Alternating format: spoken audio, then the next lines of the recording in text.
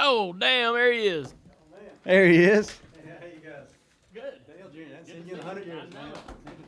All year we have had people asking for this moment right here is to have you on our show. Well. You have been, no, seriously, widely requested. Yeah, a lot of fans on social media give us a lot of opinions about who we should have on our show, and you're in that conversation more often than anyone else. Well, that's a big honor, you know.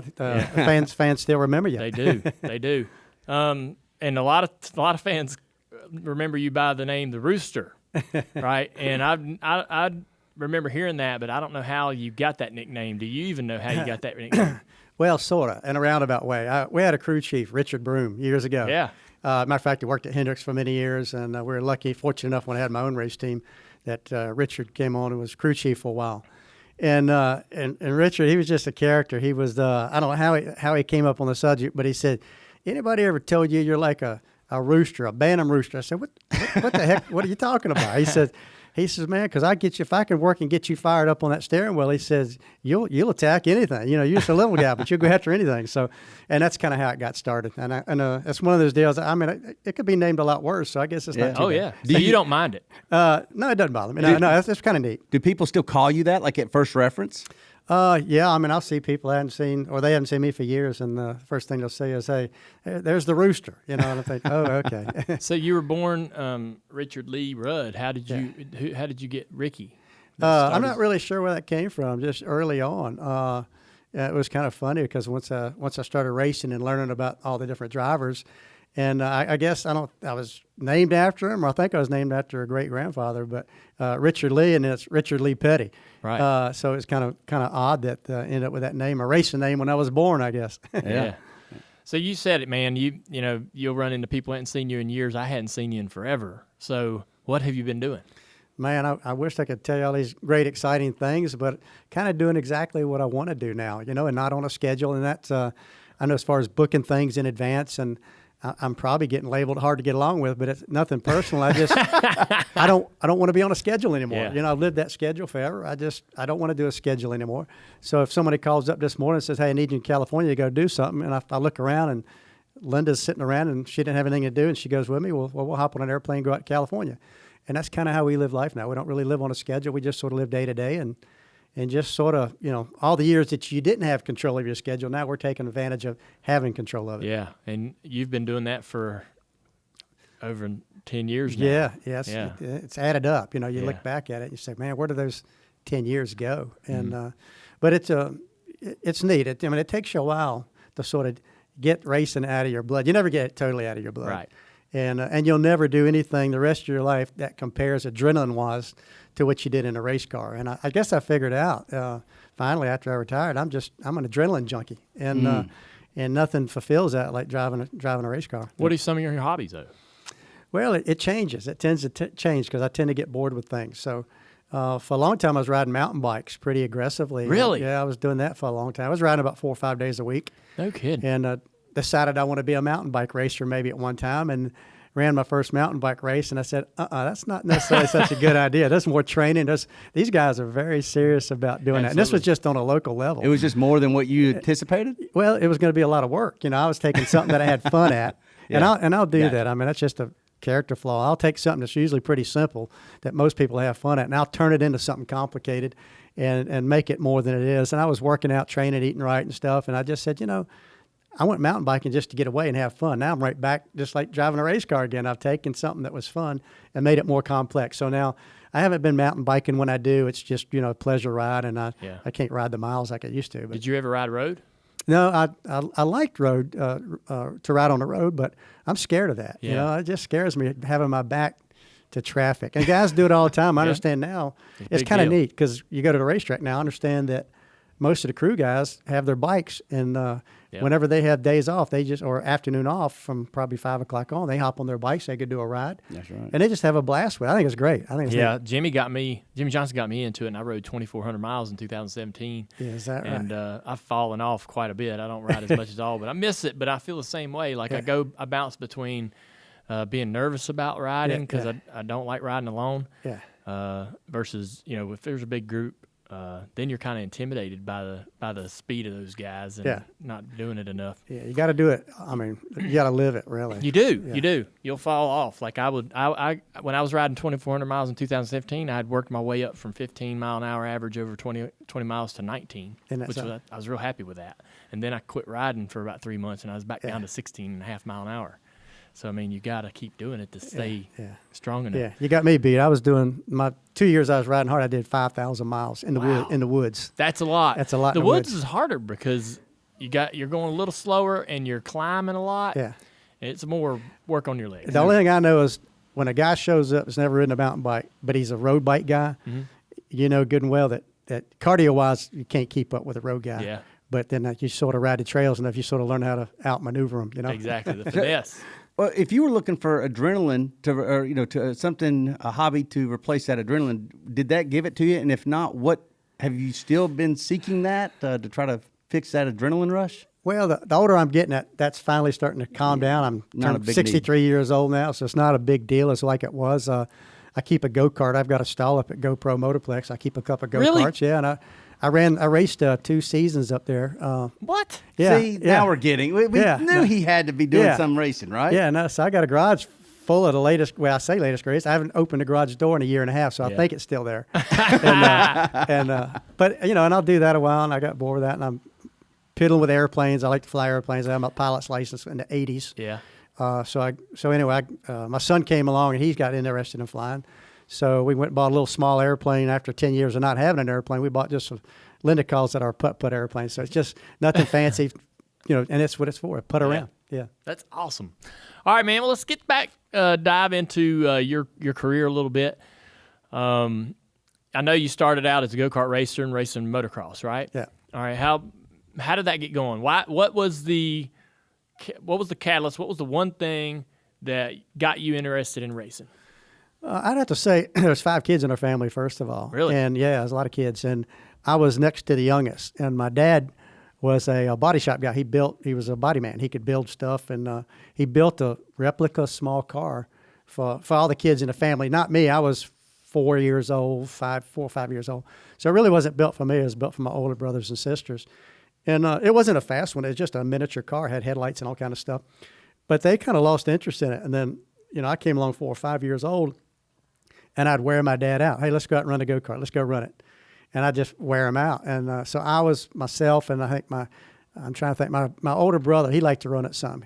But we would do that almost all the weekends. He'd spend time, we'd go out and ride it. We lived in a residential neighborhood in a cul-de-sac. It wasn't very big, but we'd go out there and we'd probably run 100 laps around that little cul-de-sac. And that was fun. And then it wasn't really fast enough. And then that's kind of how it started. It went from there. That was fun, but I want to do something faster.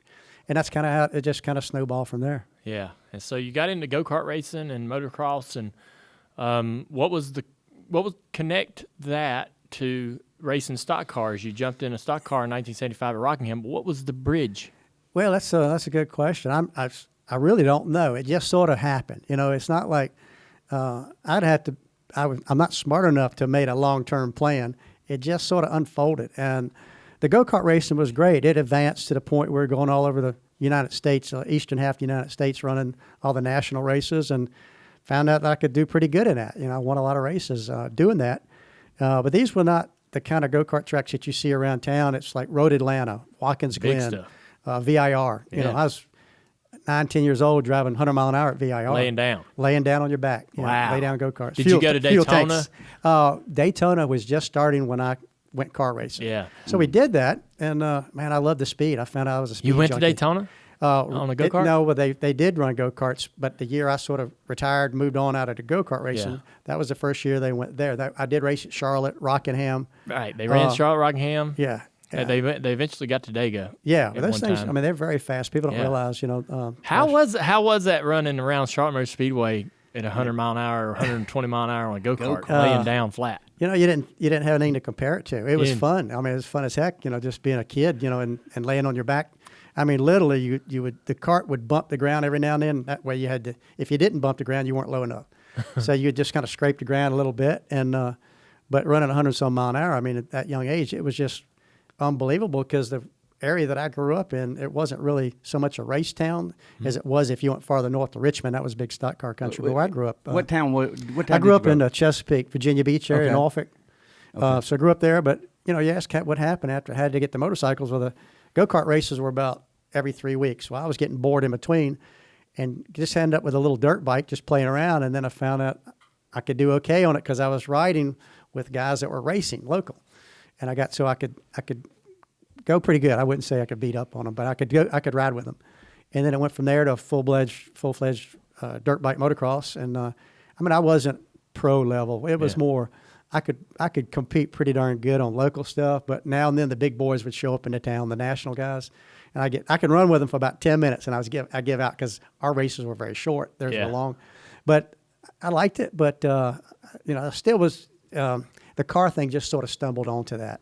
So how did you get in touch with Bill Champion that you ended up driving for? Bill Champion was the first stock car that I ever drove. He had it, and I was basically racing motorcycles, go-karts. 16, I raced them up till I was about 16, 17, right in that area. And then my brother was a volunteer helper. My brother's a couple years older than me, and he was a great mechanic. I'm not. I was the opposite. I could take stuff apart, didn't know how to get it back together. But he was building motors and stuff when he was in high school. So it was him and his best friend that lived in our neighborhood, a guy named Cliff Champion. Because Cliff and my brother were best friends in school. And then Cliff's second cousin was Bill Champion, but they helped Bill Champion work on his race car.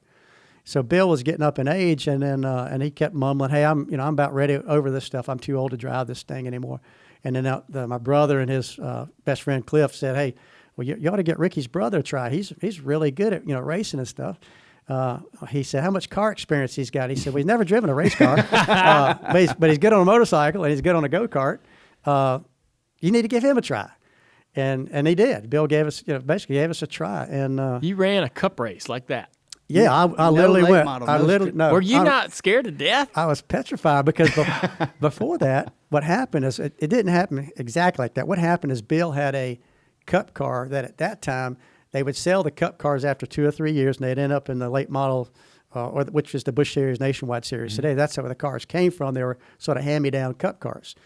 So we bought his hand-me-down cup car and took it to Daytona. And everybody, now this is again the only racetrack I got on was they took me over to Langley Field. We ran 15 laps in a cup car around a little bull ring just to see how to start it, how to work the switches. And so that's where we went from there. Went to the Daytona race to run in the race before the 500. The sportsman race. Yeah, and we didn't run quick enough. It was not 100 cars. It was like 75 cars, and I was first alternate qualifying, which is the best thing that ever happened because I would have killed myself for sure if I'd have made the race. So that was my practice time. So the next week is Rockingham. And when you went out on the racetrack at Daytona in that car and pulled out there, were you just like, I had to feel like the most incredible feeling ever. Like going to the moon. No. Like I'm trying to remember when I pulled out, when I went to, I had a little bit of stock car experience. And so when I got there, I wasn't so unfamiliar, but the visual of pulling into Daytona for the first time ever is incredible. I can't imagine going there and knowing I got to drive a car around this thing. Yeah. I mean, it was scary. Yeah, that's probably the most scared I've ever been in my life. God. I mean, because I get out there and just getting in and getting buckled up and getting out there knowing we're going to run. At that time, I think they run 180 mile an hour. Yeah. And again, only time I've been in a car, I had 10 laps the week before to shake a car down. So I'm out there and I'm running and I'm like, this thing it had a 427 motor in it, a big block, fast thing, but they had restrictor plates on it. But it would get up and go.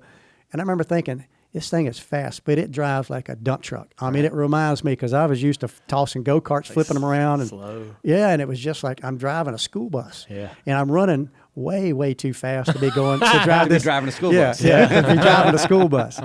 And it was, anyway, that was the scariest I've ever been in my life. And I stayed scared for a while, because I didn't have any experience like kids today. Well, that's a good point. How long did it take to get over the fear of driving these cars? Because you never got the learning curve. You never got the experience. Well, about 32 years.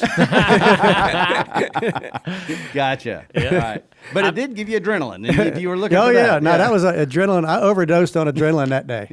For a while. But it was some funny stories I could go on. But the next week I did okay. I didn't make that race. But Champ says, "Hey, you did okay. How'd you like to go to Rockingham, North Carolina and drive the Cup car?" Well, sure. Yeah, well, let's try it. I didn't tell him I was still scared of the Daytona experience. Yeah. Rockingham wasn't as scary.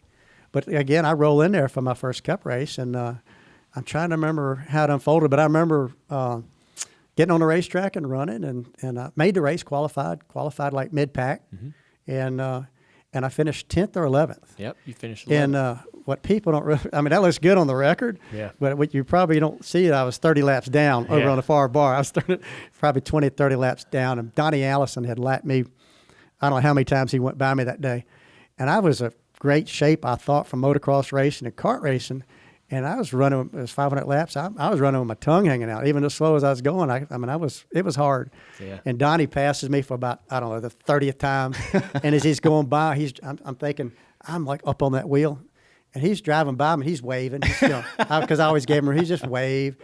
I said, how in the world can he be driving that fast and just driving with one hand? I've got two hands and everything I can do to keep this thing going straight. So it was interesting for sure. How hot was the cockpit of those cars back then? Compared to you raced up into 2007. Like, what was the interior experience like for a driver back in the 70s? I was 17 or 18. I mean, it was hot, but we used to go to motorcycle races. And that back then we wore leather gear before they had all the stuff they've got now. We wore leather pants. We didn't wear full top, leather on top, but we had a jersey and leather pants. And I remember racing motorcycles where it was just unbelievably hot. So the cars, to me, the heat never really bothered me. Yeah. But they, I guess looking back, they were very hot. But I think the cars today maybe even are hotter. Worse. Yeah. Because the cars then were way up off the ground, so a lot of air flowed under the car. And exhaust systems weren't, Good point. the exhaust systems, it air cooled the exhaust. It didn't radiate to the floorboard. So I don't remember the heat coming till, till the car started getting slicker and getting on the ground. When they started getting on the ground, then I remember them getting hot. So in 1977, you won Rookie of the Year. Yep. Right? I mean, your first race, 1975, 1977, you won Rookie of the Year. Your crew chief was Will Cronkite. Yeah, which was your dad's one of his first crew chiefs. Yeah. Yeah, Dad and Will got together in 78. Yeah. And then you got a big break to drive. Well, you run for your dad for a little bit. So what was, I guess, how was that experience for you to drive a family-owned car? Well, what we did, we bought a car from your grandfather, Robert G. Right. That was my first real car that we had as our own. So my dad bought the car from Robert G. And it was a great car. I mean, in fact, the car had finished Atlanta. The last race of the year was Atlanta the previous year. And this was going back 75, 76. But anyway, the car was driven by Bobby Isaac at Atlanta. And we bought it right off the racetrack. Basically, it went back to Harrisburg, and Ray Fox Jr. pulled the motor out. That was his motor. Yeah. And then we took delivery of the car. It was a good car, so we had something really good to start with. We just didn't know what we were doing on how to work on it, but we learned as we went. And but that's the car we won Rookie of the Year with. Really? Yeah. Yeah. But how did your father become all of a sudden a team? I mean, where did this start? I mean, because I don't know a whole lot about your father, and if you started go-kart racing at an early age, I mean, did he pass that down to you? And then how did this sort of pivot to owning a cup car that you just bought from Robert G? Yeah. I don't know. Things moved quickly. It wasn't like there was a whole lot of thought put into it. My dad wasn't a super wealthy guy by no means. He had I call it a junkyard, but nowadays they call them salvage yards.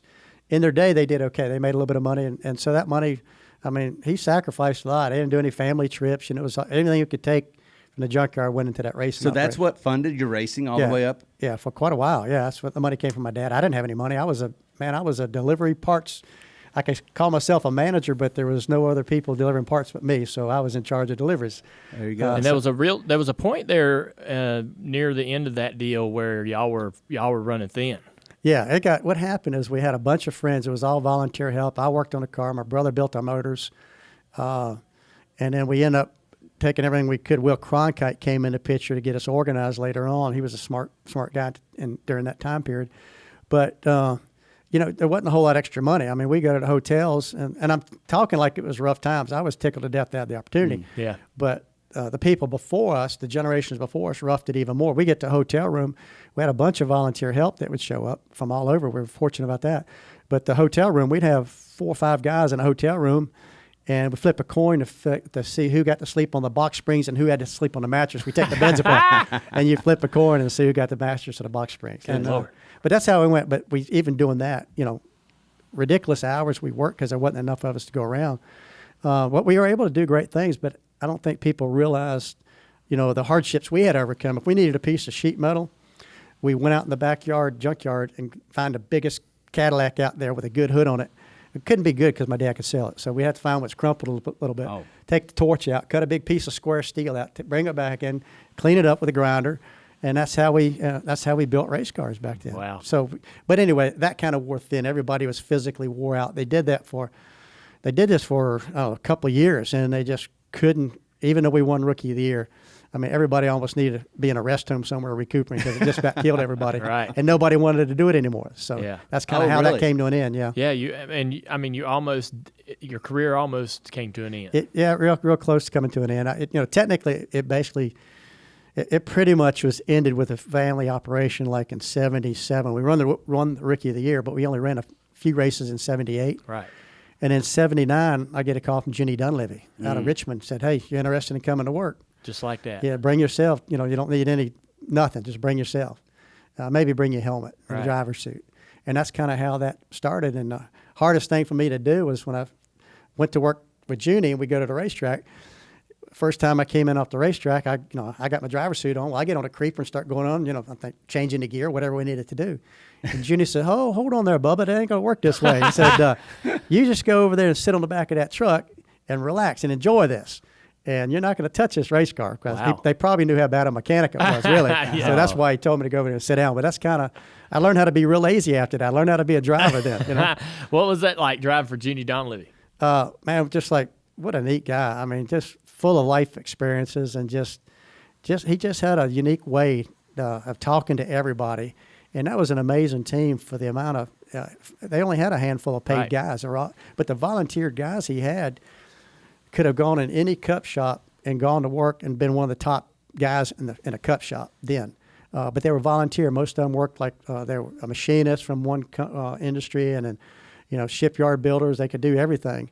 And they were 90% of them were volunteers. So, but Junie was a smooth talker, but he was a good person, And so when I came and worked with Junie, I'd only run 2 or 3 short tracks in my life. So, Junie, I had the fortune of working with Junie, and he's the one that really coached me and taught me how to drive a short track. Besides, it's supposed to be the other way around. I'm supposed to be a hired guy to drive his car, but he was a great coach, and I sort of missed that later on, having a coach. I never had anybody that could tell me, "Hey, have you thought about dragging that brake a little longer in a corner or give it a couple of taps and then let go of it and get the car to rotate?"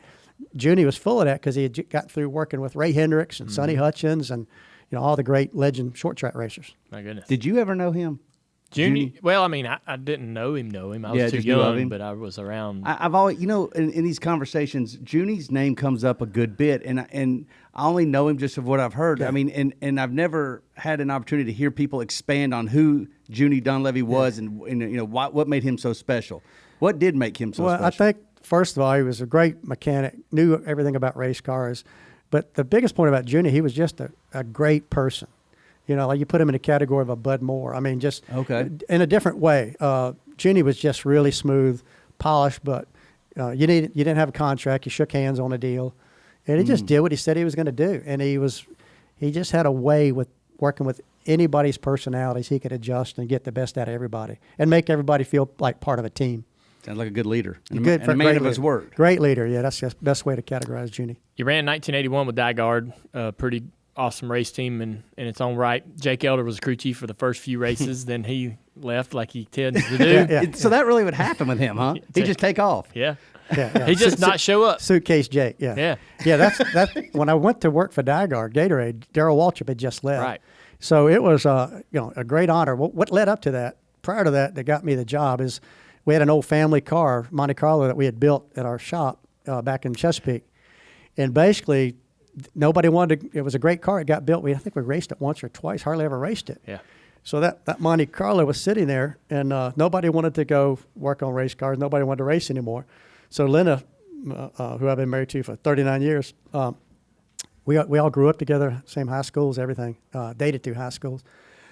She packed up, we got married in 79, so she packed up everything, and we moved to Charlotte, North Carolina. We lived in Kannapolis in an apartment building right off the main strip in Kannapolis. We went there. She got a job selling tickets in the ticket office at Charlotte Motor Speedway, And my sister was married at the time to D.K. Ulrich, who had a shop at Charlotte Motor Speedway.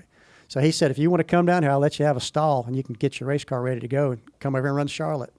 So that's kind of what happened. Moved down to Charlotte temporarily for 3 or 4 months, getting ready for that one race. Kind of all your eggs in, everything in that one basket. My brother had built an engine for it way back, and it didn't get used, so we took that motor and went down to Charlotte Motor Speedway, and we tested there.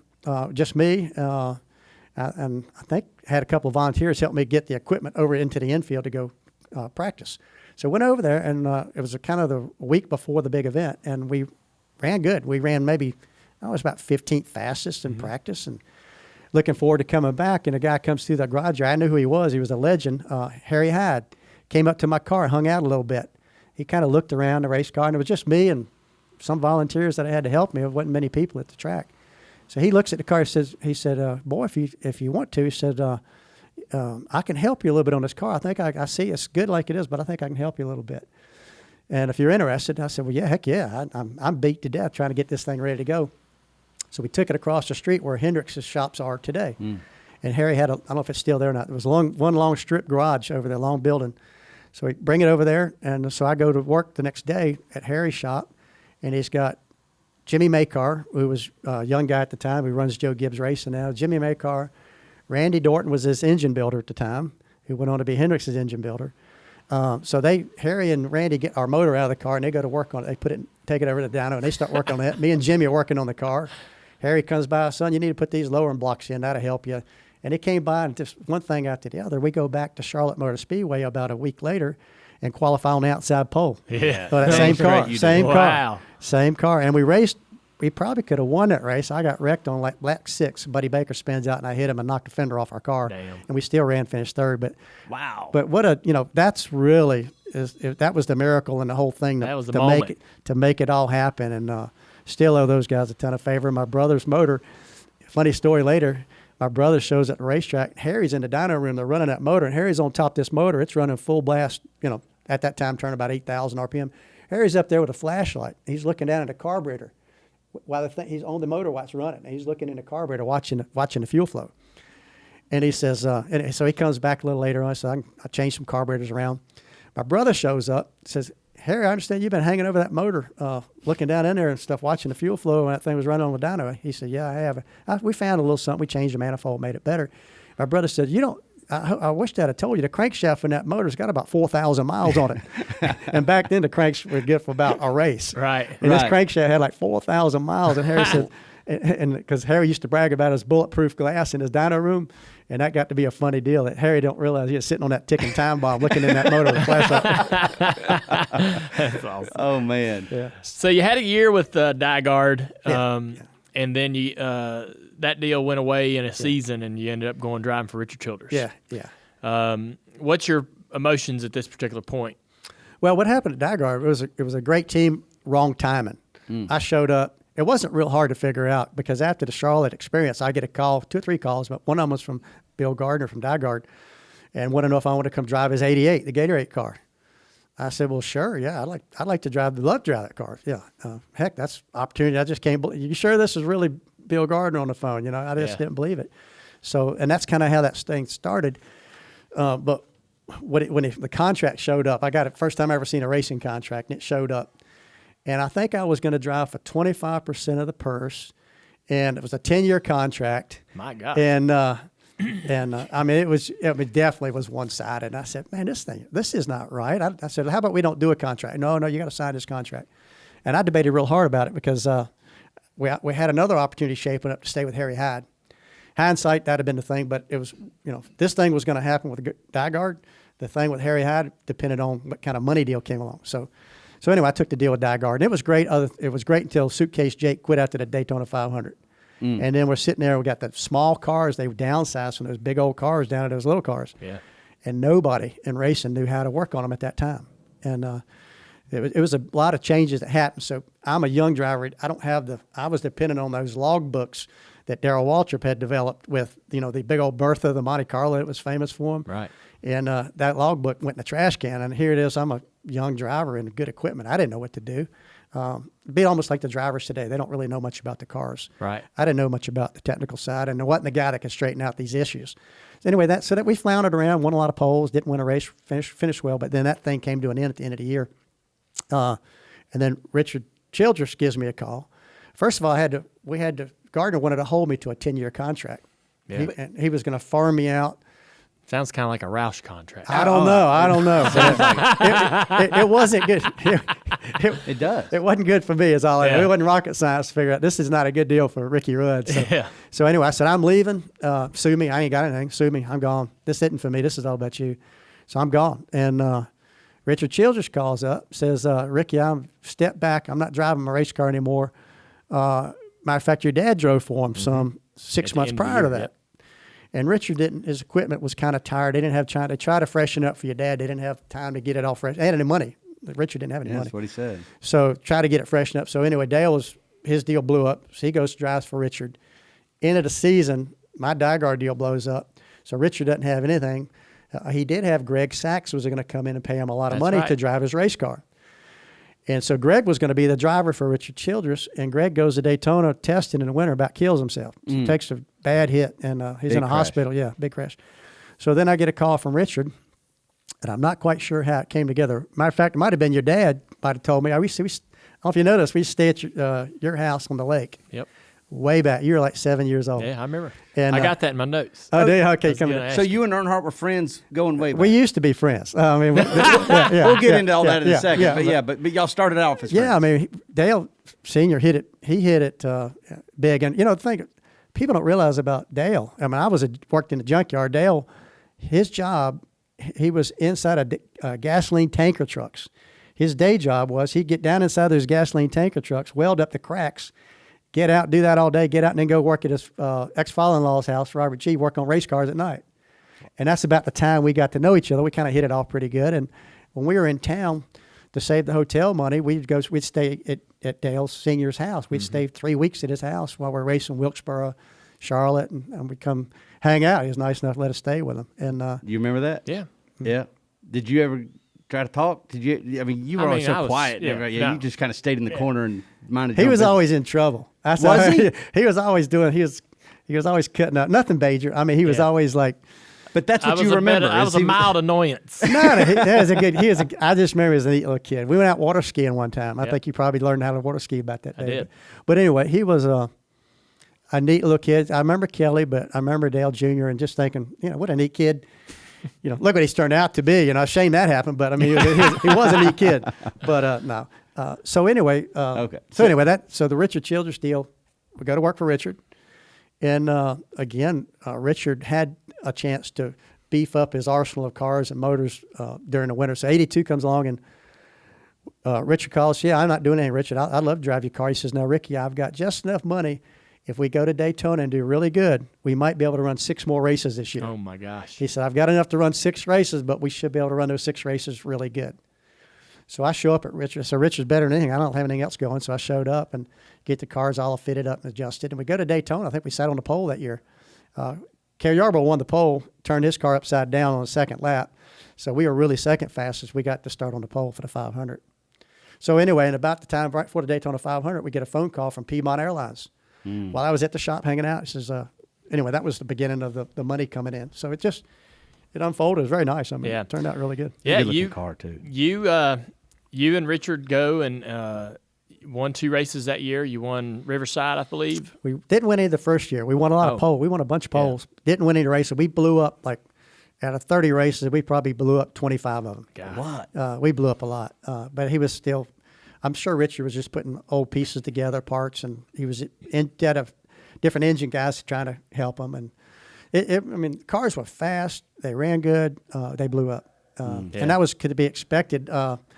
How did you manage your expectations and your attitude and all that? It was that, or I could go back and I could take over my delivery job, delivering auto parts around Norfolk, or I can kind of see where this goes. Did your wife have a hand in trying to keep your mind sane? She was always grounded. I was sort of a hothead and just wanting instant results, and she really kept me grounded and focused. Really, I couldn't have done it without her. She was she grew up sort of a normal life. Her dad worked in at the railroad, Norfolk Southern Railroad, as a brakeman on the railroad, and she was really a lot more grounded than I was, and so she helped on that. So I remember when I don't remember the staying for weeks and weeks. I know that happened. I don't remember it, but I remember being out on the pier and they'd come riding up.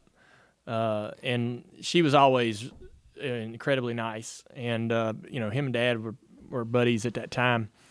And Dad was having those lake parties. Yeah. He'd have like a once a year kind of thing where he'd invite his team over and you'd come by and Tim Richmond come over. And I got a picture of me and Tim Richmond in the back of that car that you could drive in the water. Remember that red car and always show up? Yeah. I don't know who owned it. There's just a lot you just said there. There's a car. Picture with Tim Richmond in a car that drove in the water. There's a car. There's a red little car. Designed to be in the water, I guess. Yeah, you could drive it in the water and it'd turn into a boat for a little, drive around in the God lake. Almighty, what kind of G.I. Joe stuff did It's still out there. Whatever. I think Schrader owns one of them now. I think Schrader. Of course he does. He ended up with, I don't know if it's the same car or not. It might be. Yeah. But I got a picture. The old picture's so damn old, half of it's drawn in. So you go and you race for Richard, and then there's a swap. Yeah. All right. Yeah. You go to Bud Moore, Dad goes to Richard, back to Richard. Yeah. How did that happen? I'm still trying to figure that one out. Oh, really? Yeah. No, that's kind of when the relationship. That's when the relationship got bad. Yeah. See, when we'd come through the neighborhood there, like Charlotte, Wilkesboro weekend, Dale was, especially when we ran really good with Richard. Well, how y'all run it? How come the car's running so much better? I said, well, we got Kirk Shelberdine is he's come on board and he's taken he's learned a lot. Mm-hmm. Richard's got this guy, he's got that guy, and we're best friends. I'm just shooting, spilling my guts, And they got this other guy that's coming, and the year's out. He's got such and such coming as like lead fabricator. And then, so we're running well. This was at the end of '83 because we had won some races. We won on Riverside and Martinsville. Yeah. So then we still stayed at your dad's place there, and so we're talking, and I'm sort of spilling my guts, And then '83 is over, and all of a sudden find out that Dale's going to come drive for Richard, and that kind of hurt, That's what kind of bothered me. And but hindsight, looking back, take all the emotions out of it. I can see why Richard did what he did. It was just, back then 2-car teams really didn't exist, but it sort of, it didn't sit well because it was almost like a family saying, "Hey, we're done with you, kid. You're done. You're out the door." Yeah. And that's when it turned bitter. And it wasn't until probably 6 months before your dad died that we actually kind of buried the axe. Whatever. Unreal. Yeah. I didn't know that. Yeah. I knew that y'all had. I didn't know that there was any kind of animosity over the swap until I did a little research here for the show. Yeah. But I know you were coming around, y'all were friends, and then it just ended abruptly. Yeah. And then y'all almost became, you had a couple run-ins on the racetrack over the years, but there was no friendship at all. No, it was opposite of that probably, yeah. Sure. Yeah. Both sides. Why Dale Earnhardt, not Richard Childress, being the one that you would be more upset with? Well, I was disappointed with Richard and pissed off that Senior I'm sitting there spilling my guts about what we got planned, as if I'm, part of the team. Yeah. And all of a sudden he ends up with it, You think he used that information against you? Well, yeah. But Richard and Dale were best friends. They hunted together. I mean, they spent a lot of time in the woods, and it's things I couldn't control. But disappointment. It was beyond disappointment. Yeah. And anyway, so I learned a lesson though. Yeah. And in our generation though, after that, I kind of hate it though, but never got close to any drivers the whole time. Kind of isolated myself, and it stuck with me a long time. And I came from a background of go-kart racing, where everybody was best buds. Yeah. But when you went out on a racetrack, you try to beat each other. But then race was over, you're best friends again. So I never really developed that. That was always in the back of my mind. Yeah, you. So let's talk about that. You, there was the 1988 North Wilkesboro. What was it, 1988? There was a dust up with Dad. Yeah, at North Wilkesboro. Yeah, 89 is the one that I get everybody them remembers. confused. Yeah, 88. I guess what happened at 88? happened. I don't remember that one. I'm trying to remember. There's one came before the other one. Let me see. The 89 is when Jeff Bedine won the race, and you and Dad ended up backwards. The one before that, the 88 race, that I remember that one well. The one before that was, What's this show rated? Can I say whatever you want to say? All right. Well, the race was going on. I was at North Wilkesboro in '88. I'm pretty sure I was in the green car, the Quaker State car. McReynolds was crew chief. Bob Riley. I mean, that was a great little team there. But so we're racing at Wilkesboro, and Senior was, he had the deal. I sort of accused him if he knew who was going to be really strong that day, he'd take that guy out early if he could. Really? So he didn't have to deal with him. Yeah. So we're running along, and I'm doing pretty good, and the car's doing great, and I come up on Dale. I can't remember who came up on who, but anyway, Dale he just basically spun me. Put his bumper on me, spun me, turned me around. I didn't hit the fence. I almost did. Went up, hit, got gathered back up. Well, then I'm working like crazy the whole rest of the race. This is halfway through the race. So I'm working the whole race to catch back up to him. So about still 100 laps to go, I catch him. We get up beside each other. And so I repaid a favor. And he didn't hit anything, spun him around. And then the race is over. Cars come on down the garage, pull into the garage area. And Bill France Jr. was waiting at my door in my car when I get out of the race car. Really? Yeah, he's sitting there standing at my door. President of NASCAR. Yeah, the big daddy. He's standing there. He's right there. Him and I we had daily conversations. I probably had 3 in my whole life with him. Yeah. So he's standing at my car when I go to get out. And he looks at me, says, what was that altercation about out there with the 3 car? What was that all about? I said, well, you saw it. He just took me out. He just spun me out. Oh, no, and I'm not talking about that. I'm talking about later in the race, you came out and hit him. He said, what do you say about that? I said, I'm really disappointed in myself. And he looked at me like really puzzled. He said, yeah. I said, I'm really disappointed. He looked at me like, that's what I want to hear. Well, and then I came back and said, well, I'm disappointed I didn't run that son of a through the wall.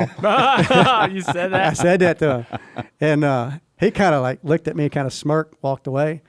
The next morning, that was before email. That was fax machines.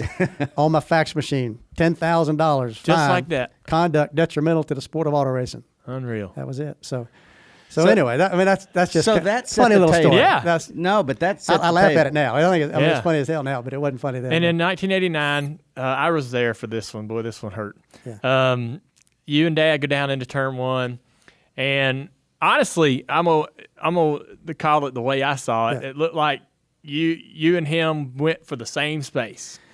That was pretty much what a lot of people say. He came down on me. Yeah. I went up on. Basically, About a combination of both. I couldn't have gotten any lower. I Yeah. used to have a little flat. You could actually use that flat to help get the car to rotate. Yeah.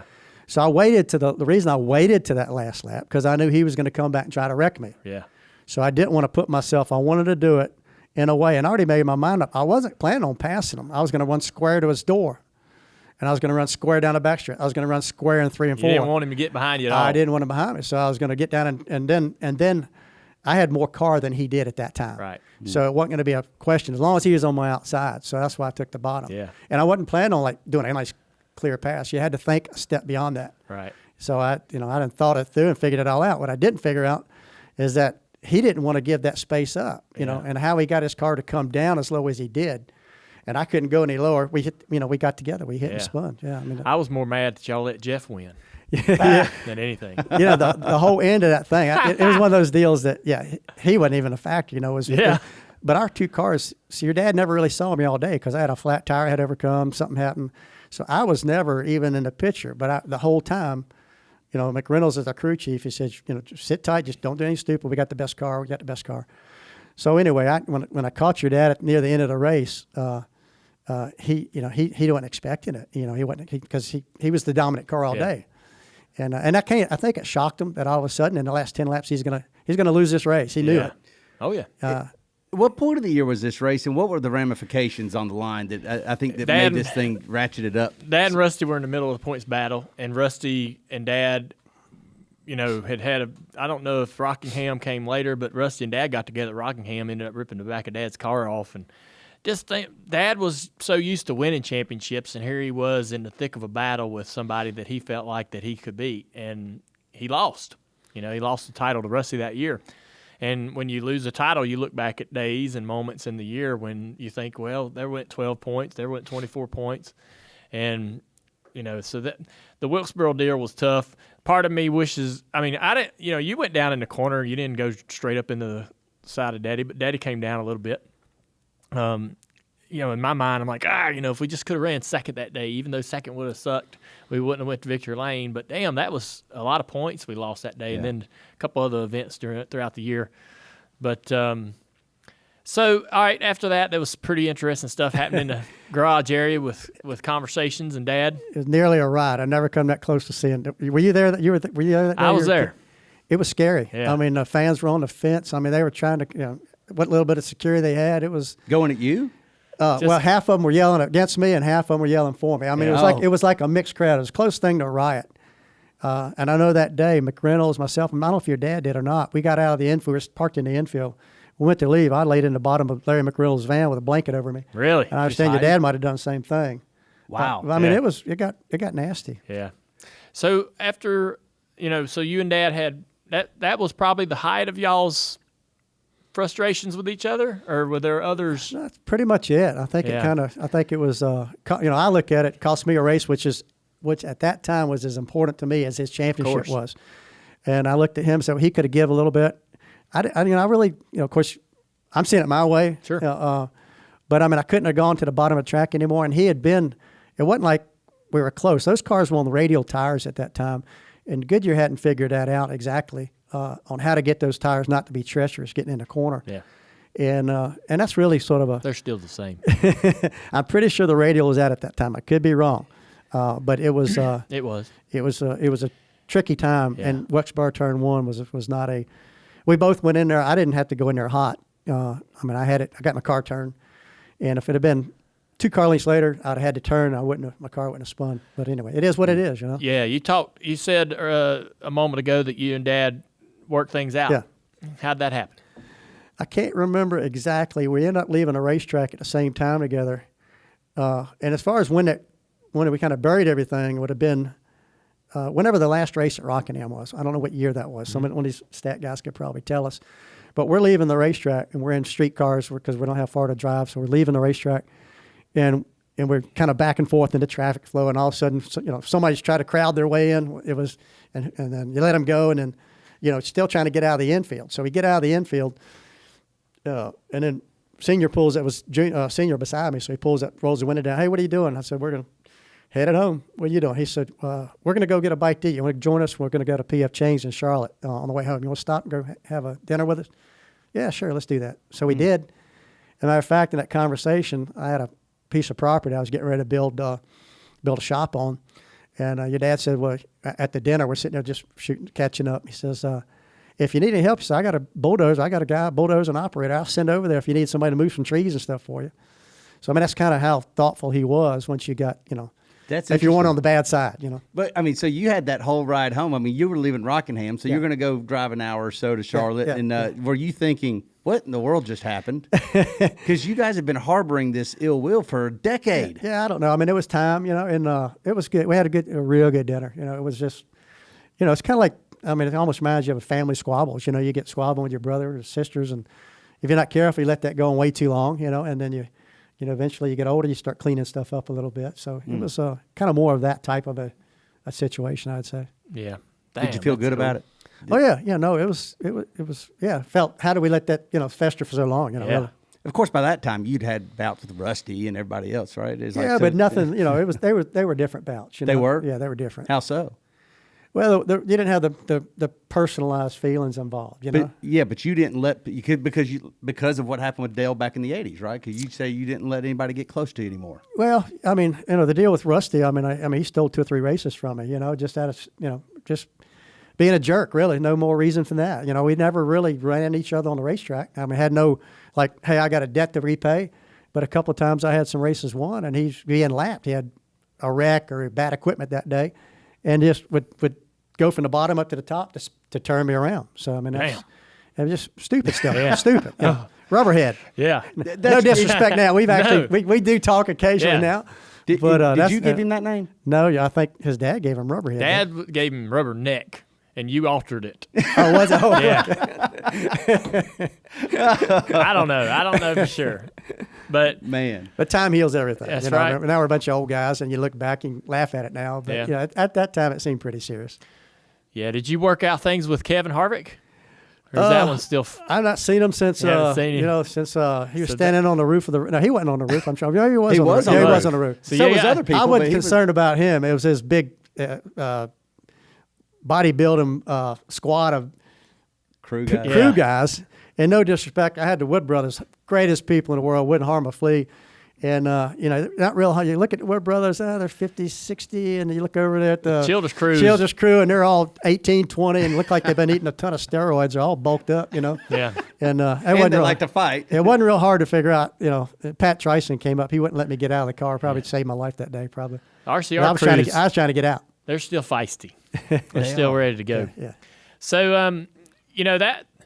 How do you characterize that? You were really emotional, you know, as a driver. I never saw that side of you. You think it was circumstances that just put you in those situations, but you were never scared, I guess, to get out of the car and say what you wanted to say. Yeah. And if it came down to having to stand up for yourself physically, you did that as well. How do you characterize that? A lot of people say it's just a screw loose somewhere along the way, you know, and I maybe have to agree with them a little bit. Yeah. I remember getting out at Wilkesboro, and I can't remember which one of those episodes, but I remember getting out in the garage area, you know, and people always, they look at me and they say, I thought you're a lot bigger than what you are. When you see you in person, I'm 5'8", 5'9", not a real big guy, you know, and, but, you know, I don't know, something just, you know, clicks, and I knew I had to go see your daddy and talk to him pretty serious, and, the Childress guys were all huddled around him. Yeah. And I remember running and jumping up in the crowd. And as I jumped up, McReynolds had me by the waist. Yeah. Oh. Pulled me by the waist, pulled me back. Probably saved my life another day. I mean, I was because I had to got Were my you butt ever kicked. that way in the racing go-karts? A little short-tempered? Or? No, not like that. Yeah. Go-kart racing was it was, you know. You'd think that would be pretty aggressive Well, stuff. let me say this. I ran lay-down go-kart racing. You couldn't. And you had to draft. Yeah. You had to learn how to draft and because Couldn't you're be running so aggressive fast. there. But you didn't, you know, the short track guys, now that was a little different story. Then they run like they had fenders on them. And they're Right. pretty aggressive. Shoo. I just asked this question. We were talking about this because of the Martinsville post-race incident, yesterday. And I asked the question to Dale. I'm asking you too. Do drivers, when they confront each other after race, do they really want to fight, or are they expecting their crew members to actually get in there and, you know, keep it from getting, you know, physical? When you went to go talk to Dale Earnhardt, I mean, were you ever looking for a fight? I wouldn't say I was looking for a fight. I was looking to get a punch in. I wasn't necessarily looking for a major ordeal. I was, you know, there's times like if I was going to ever get to his daddy, I got into it with Derek Cope one day, and I wasn't going to. I mean, I was going to go up to talk to Derek. I had no intentions of getting in a fight. I go up to Derek, and he needed somebody to talk to him because he really screwed up that day. Yeah. So I got up, and I walked up to talk to him, and I got real close to him, and he was I don't know if you ever seen him. He was a semi-pro catcher, big guy, stocky Yeah. guy, built low to the ground but muscle. So I go to talk to Derek and just say, Derek, you know, what the heck were you doing? And I get about 2 foot away from him, and I'm still kind of walking towards him. And as I get closer, all of a sudden he's drawing back his right hand. I mean, he's got this sucker way back here, and he's ready to unload it. And my instinct, grab him. You know, I gotta grab him and not let that right hook kill me. So I grabbed him and tackled him. We hit the ground. Now that day I'm glad somebody was coming to help because I end up nobody have to do a punch. It was a wrestling match. Ended up falling on the floor. Looked like a couple of idiots wrestling around in the garage floor. and then they just broke it up. You know. Yeah. But I don't know. I mean, I didn't go looking for any trouble. It just seemed to follow me a lot. I don't know. Yeah. Maybe looking back, maybe I was the problem. I guess. Shoo. Well, that sounds like. I mean, no. I mean, I didn't. Yeah. Yeah, I never looked at you that way. I thought you would confront. You know, one of the things I was always impressed with you is that you always had a way. I always thought this was clever. You tell me if I was reading this right.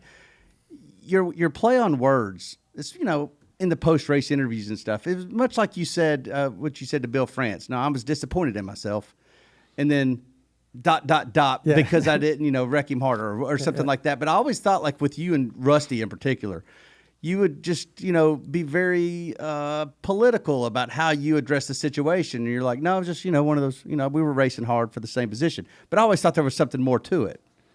I don't know. I know you had to be careful what you said. I know that. But you were aware it cost of that. you a lot of money. Then you were cognizant of that. I mean, well, I don't know. I mean, I just drove with emotion. You know, I did better once I got in the race car and I buckled down. And you know, I tried to be a nice guy and I didn't go look for trouble. But if you had to, you just had to stand your ground. Probably no different it is now. I mean, you can't let everybody run over top of you, but you don't want to go out looking for trouble either. You try to stay off each other. I mean, that's not the intent, is to go out and I want to wreck somebody this day. My intent was I want to get to the victory lane, and there are obstacles along the way, and you try to minimize those issues that can keep you out of a potential victory lane on a given day. So, and that just the incidents with other drivers just has to be something you try to work through. Yeah, I think I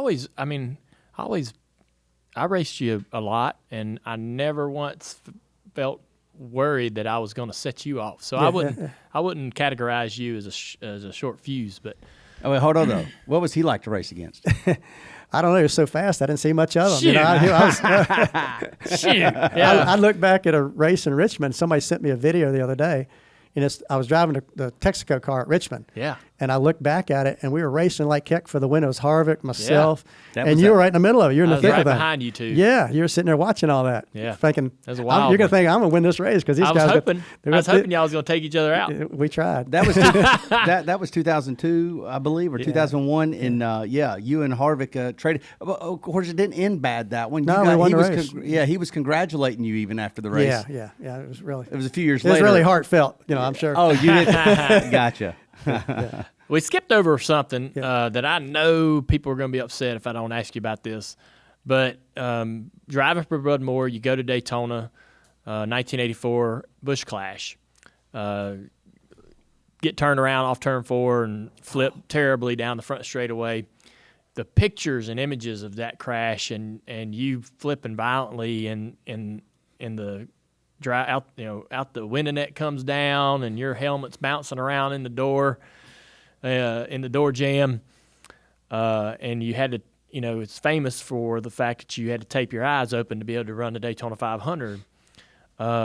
Just tell us about that experience. How hurt were you? And obviously you turn around and go to Richmond and win the next race, but that sort of set a tone or a reputation of you as a tough race car driver, one willing to do whatever it took.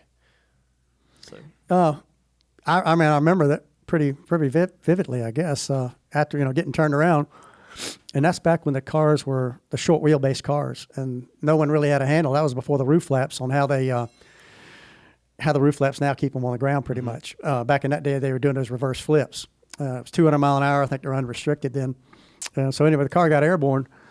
And I remember thinking it did a slow spin and it was headed right for that little jut out wall that Darrell Waltrip hit later on that you didn't want to hit there. And anyway, the car ended up going up in the air. I remember it just getting airborne and it changed directions. And one thing I remember is I'm not gonna hit that wall. This is gonna work out okay.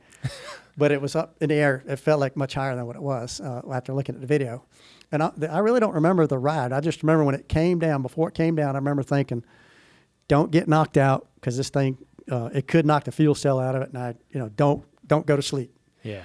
Hard as I was trying to not go to sleep, I went to sleep. I remember hitting the first time.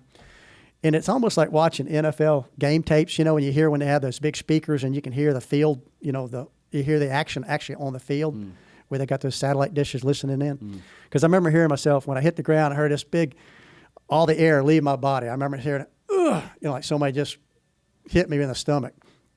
And I went to sleep. I'm waking up, and I didn't know what was happening at that time. They were working, trying to get me to come back too. And I guess I woke up, and they were all, they were working. They were, looking at my arms and working on my arms. I'm thinking, man, forget my arms. The rest of me is what's hurting. My arms are fine.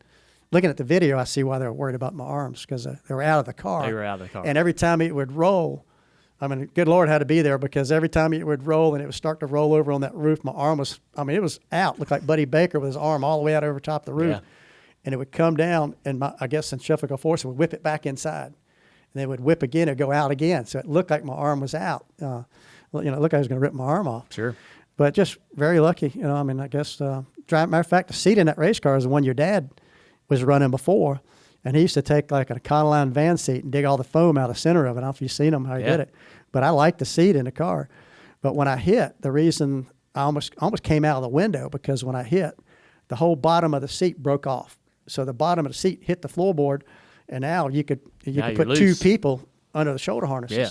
So the only thing that was keeping me in the car was a lap belt. Damn. And that's why I moved around so much and I got banged up was because of that. But anyway, it was that's where my wife Linda came in as far as giving me some I wouldn't say words of encouragement, but we went to the hospital, and I was conscious at that time. I had woken up and I was awake the rest of the time. So we go to the hospital, and that night I'm telling Linda, she's there with me at the bedside. I said, I got to get out of here. I got to go. I got to be at the racetrack tomorrow morning. And after they'd done X-rays and everything, looked at everything, said, well, you don't look like anything broke. You got a lot of torn cartilage in your rib cage and stuff, but no serious bones are broke. That's good news. Okay, I'm out of here. And so about that time, I tried to get up out of the bed, and Linda said, "You ain't going anywhere." I said, "I'm not feeling good, but I got to get out of this bed." And a lot of it was, I had worked my whole career to get to a place like Bud Moore, right. Established deal. It wasn't about the money. It was just the trials and tribulations to get to that point where all of a sudden, okay, now you got a real stable deal. You got a chance to do something here. First race. And get hurt really bad where I looked like I'd probably be out for the season anyway.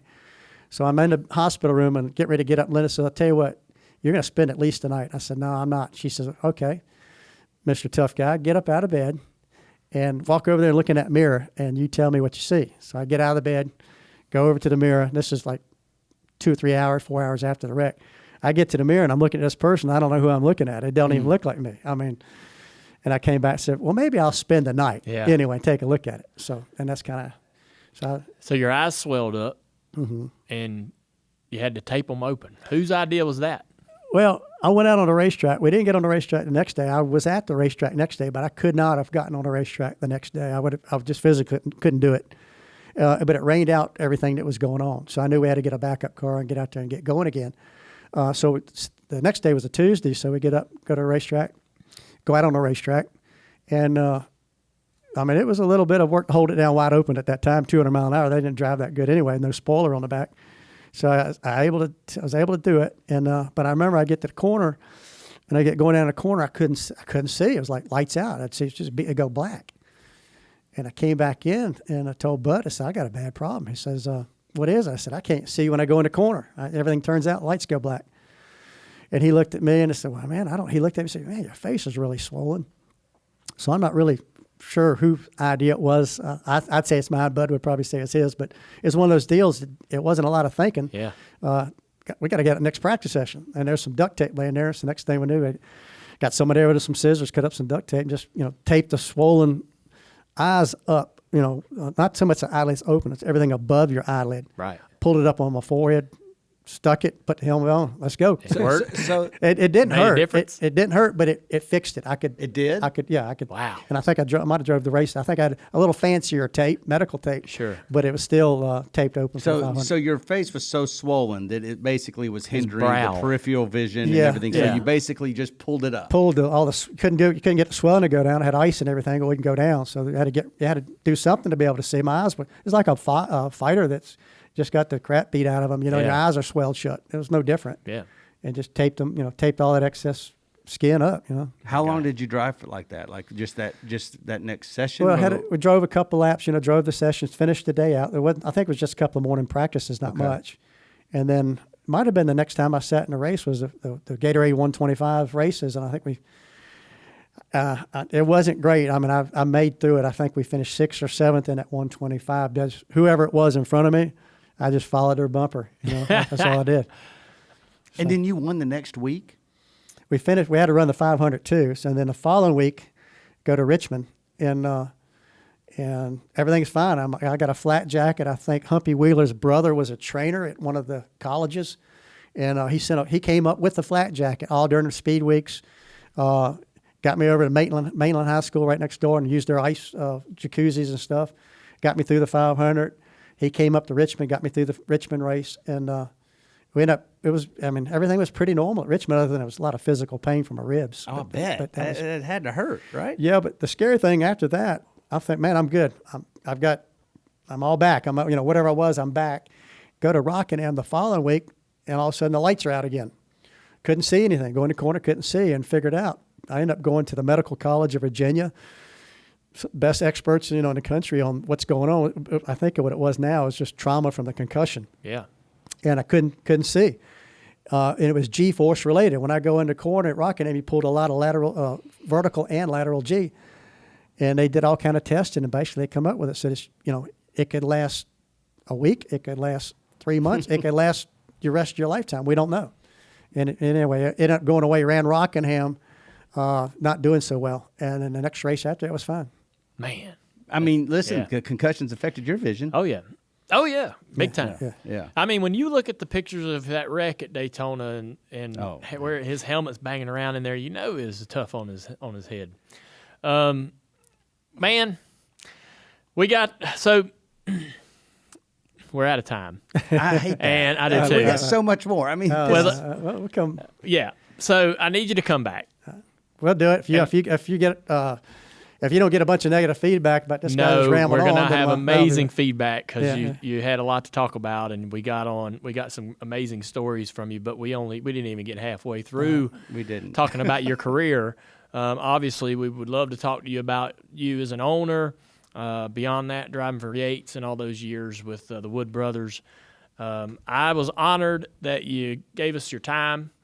It meant the world to me that you came over here today to talk to us. I raced against you, but you're from my dad's sort of, generation, and I love talking to you guys and asking y'all about your careers and how you got started and learning a lot of new things about you. And I know we had to put you on a schedule today, and you don't like that, but I really can't thank you enough for coming out here, Ricky, and all the people that are listening to our show want to thank you as well. Well, we appreciate it. Thanks for having us on. And again, it's wish you'd invited me. Well, I think you did invite me soon. I just didn't. I finally showed up, but I'm not normally that bad. Short notice. So if you have somebody cancel, call me. I'll be there. I got you. Well, Ricky, just for the record, when we were trying to track you down, we came up on what I think is no short of 7 different phone numbers for you. And we had a game like which one actually belongs to Ricky, and we finally made Mark Martin had a number, the Hall of Fame had a number. Everybody has a different number for you, just so you know. Maybe that's the way you like it. No, actually, it's not by design. Oh, it's not. The house phone, we turn it off. We get all those damn robocalls, so we never listen to that. So don't listen to that. And I've got the same cell phone I've had probably. I had one when NASCAR gave you the free phone. Back in the Sirius satellite. Right. Had that phone number forever, and it finally went obsolete. They wouldn't. I just went away, I guess. So I had to go out and buy me a new phone. That's been about 10 years ago. It's got the same number. There you go. All right. The All right, joke's buddy. on everyone else. Well, thank you. Thank you guys. Appreciate it.